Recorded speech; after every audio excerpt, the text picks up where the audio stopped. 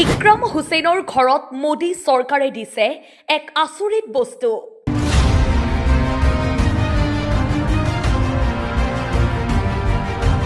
সকলোৱে সুধিছে কি হৈছে? নাই, কোনেও নাজানে। গাঁওখনৰ সকলো ৰাইজ আচৰিত। এই আচৰিত ঘটনা সংঘটিত হৈছে তেজপুৰ ভোমোৰাগুৰি ৰাজভৰাল গাঁৱৰ ইক্ৰাম হুছেইনৰ ঘৰত।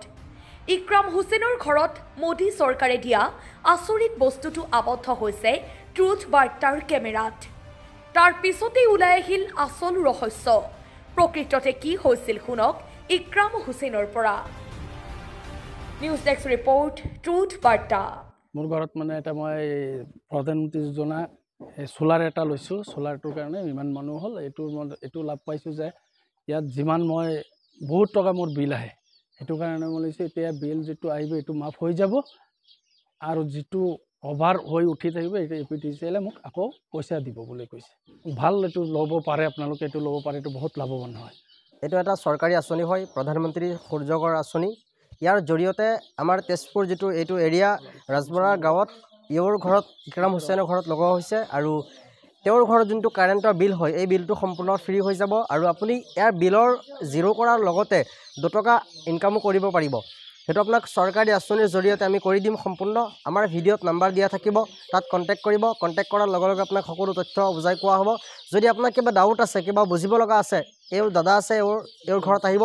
আপোনালোকৰ এৰিয়াৰ ঘৰ হয়, তেওঁৰ ঘৰত আহি কিনে কথাষাৰ একদম ক্লিয়াৰ বুজি ল'ব তেওঁৰ পৰা। আৰু ইয়াত ফাইদাটো হ'ল, চাওক, আপোনাৰ যদি 1500-2500 টকালৈকে কাৰোবাৰ বিল আহিছে, 20-30 হাজাৰ টকালৈকে বিল আহিছে, তেওঁৰো বিল আমি ফ্ৰী কৰিবলৈ মানে এইটো চোলাৰ আঁচনি চৰকাৰৰ ফালৰ পৰা আমি কৰাই দিম। আমি শুনা পাইছোঁ যে ইয়াৰ উপৰিও ছাবচিডি এটা পোৱা যায়, এই বিষয়ে কি ক'ব? ছাবচিডি পোৱা যায়। ইয়াত চাওক, আপুনি 1,30,800 টকালৈকে ছাবচিডি পাব চৰকাৰী।